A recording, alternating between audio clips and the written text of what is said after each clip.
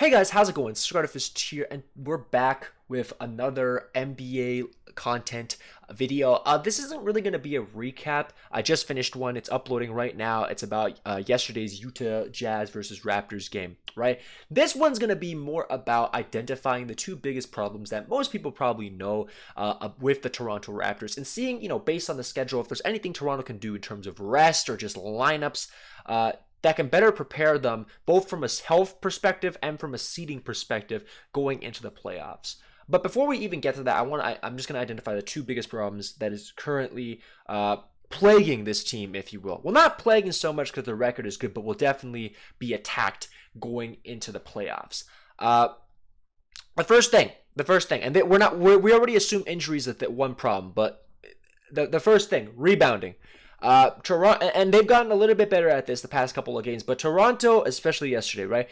But the Toronto Raptors don't have really good rebounding, and this is exceptionally, especially exacerbated by the lack of Gasol being that big presence in the paint. You basically are relying on Rondae Hollis-Jefferson, who, to his credit, has carved out a nice role for himself as the primary hustle, offensive and defensive rebounder. Toronto's got a problem with rebounding, guys. You see it in a lot of games, especially against Denver. Just the Milwaukee Bucks too. Toronto had issues rebounding, but to be fair, the Bucks are like the best team in the league right now, right?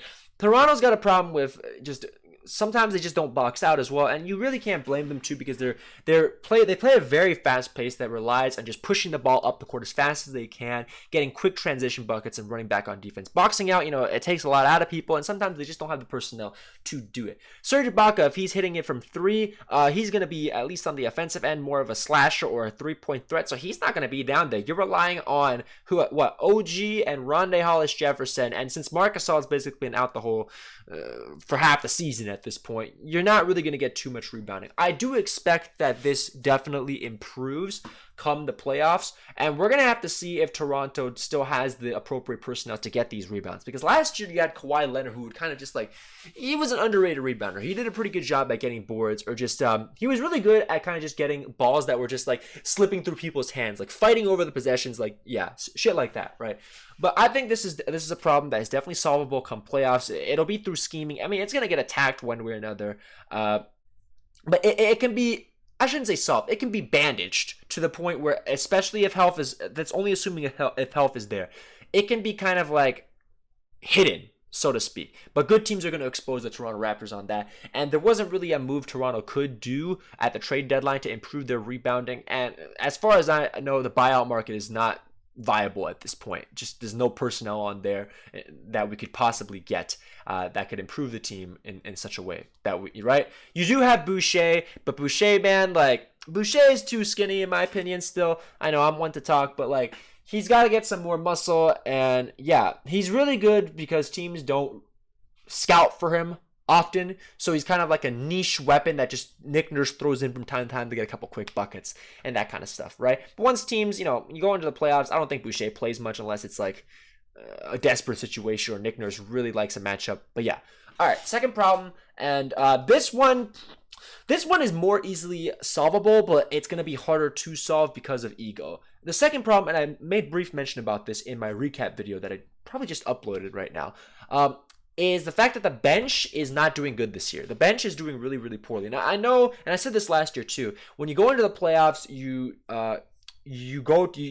15-man rotation or whatever gets shortened, assuming you even play 15 members, right? Let's say you play 10 members. That 10-man rotation gets shortened to an 8 or 7-man rotation, right? You're not really relying on anyone past the 8th man you're not relying on anyone past the 8th man on your roster spot at that point, especially when you're deep into the playoffs, right?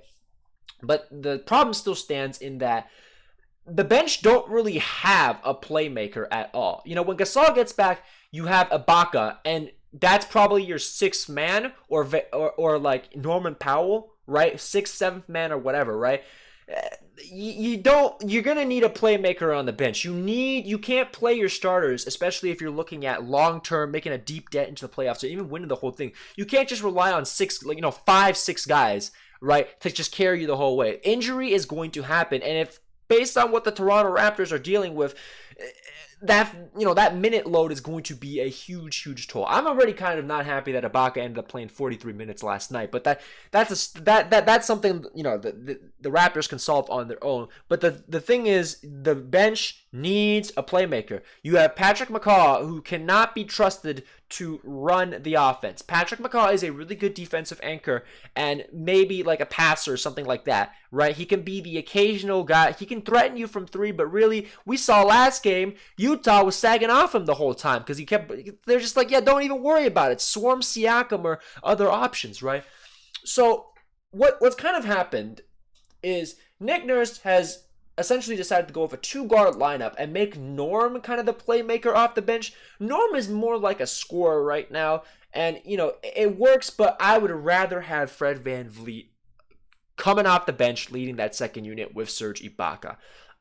Norm, I think, deserves to be the starting shooting guard at this point. Listen, size is going to matter come the playoffs. I know VanVleet was shooting crazy, and if he decides to shoot crazy again in the playoffs, by all means keep him on there. But that two-guard lineup was very problematic for the Toronto Raptors against Philadelphia. They were that backcourt was so undersized, man. It was not a good showing. You relied on Kawhi Leonard to basically keep in mind the Sixers took the Raptors 7 games, whereas Milwaukee they got reverse 6 swept, whatever you want to call it, right?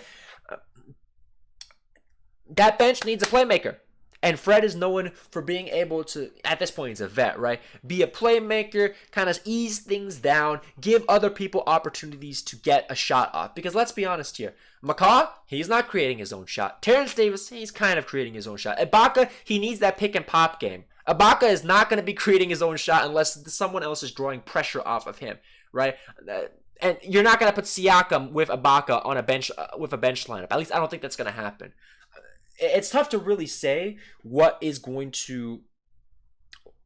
the playoffs are going to go out. But I suspect at least that if Toronto does not make this change, especially when Norm comes back, right? He's got a left ankle sprain. Expect him to be out for like maybe a week or two. If Toronto doesn't make a change to put Norm Powell into the starting lineup, there could be some serious problems for the bench. Toronto might just run out of energy and they just might lose because bench overwhelms them, right? They are a deep team, but they only have 3 reliable playmakers. And these 3 are Gasol, who can fucking pass really well, Lowry, and VanVleet. Siakam is still, like, people want to be revisionist and say, or, they look at Siakam's last 2 games. They're like, yeah, Siakam's a playmaker. I'm like, Siakam, he is kind of a playmaker, but I got to see more, right? I got to see more. And you're not putting Siakam on the bench, that's for sure. Now, we got to keep in mind that it's Fred's contract year. So, while I have no doubt that he'd be willing to sacrifice, but on the off chance that he's not because it's contract year, you could have some serious problems. And, he'll obviously do it, but there might be tension in the locker room because of it.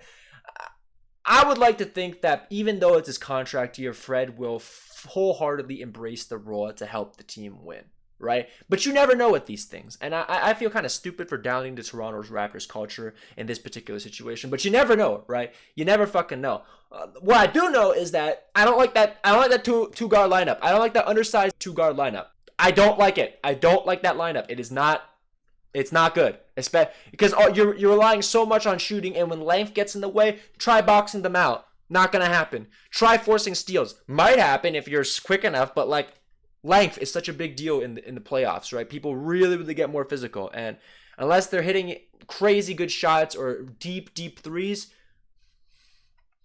Toronto's going to have to make that adjustment come playoffs. They don't have to make it now, per se. But I would like to see when everyone's back healthy, towards the end of the season, I would like to see Fred, be leading that bench for the last 3 games or so. So come playoffs, he's used to it, right? But yeah, those are kind of the 2 things that I'm a little bit concerned about. Just looking at the schedule right now, because I really want to, have a look at what's coming up. Your Detroit game doesn't really fucking matter. You'll probably beat them. Golden State, if Curry's back, it's going to be a tough game. Maybe these 2 games I expect to be confidence boosters for the bench. You know, and if Norm comes back and Golden State and pops off again, you got him ready for Philadelphia, Boston, Denver, Los Angeles. This is a brutal stretch. In fact, I would argue that aside from the back-to-back Milwaukee game and Houston, this is the toughest stretch of games the Raptors have left. You know, we're at Philadelphia. Philadelphia is a very, very good team. Road team, completely different story. Simmons, he's probably going to be back at this point. You got Boston as well at home, and you got Denver. These are very, very tough games. And then you're playing LA, right? Very, very, top teams, above 500 teams, starting from March 18th all the way to March 24th. You can't afford to, drop these games. You probably realistically end up dropping one. But yeah, these two games coming up on Saturday and Monday, Toronto really should play the bench a little bit more. See if they can get some rhythm. I've been liking how Nick Nurse has started to increase his usage of Matt Thomas, but that's just going to mean teams are going to figure out what he's really good at and start to isolate him out, right? You started to see, especially in the last two games, they were respecting Matt Thomas's threes, especially after his contribution made February 25th against the Milwaukee Bucks. You know, those 9 points were pretty big in that first or second quarter to kind of get that lead in the first place, right? But yeah, Matt Thomas, I'd like to see more of him. I'd like to see more of Chris Boucher. I would just like to see the starters get some rest, longer rest than usual against Detroit or Golden State. But that probably might not happen because the team is so shorthanded. And yeah, Philadelphia, one of these games, I probably, Toronto honestly could feasibly drop 2, or even 3. If you don't have Gasol and Norm's not back, you probably could end up dropping 3 of these 4 games. And that's not a good thing because Toronto really, really needs to hold on to that second seed. Seeding is such a big deal in these playoffs. And yeah, overall, get more. Let's see if the bench can pick it up against Detroit and Golden State because, it's a tough game stretch, to say the least. But yeah, guys, that's all I got for you with this one. Thank you all so much for watching. I don't know if I'll do the Detroit game. Maybe I probably will just because, yeah, honestly, I'll definitely have a recap on Philadelphia because these two games are kind of insignificant unless I see something very, very big. But yeah, I'll see you guys next time.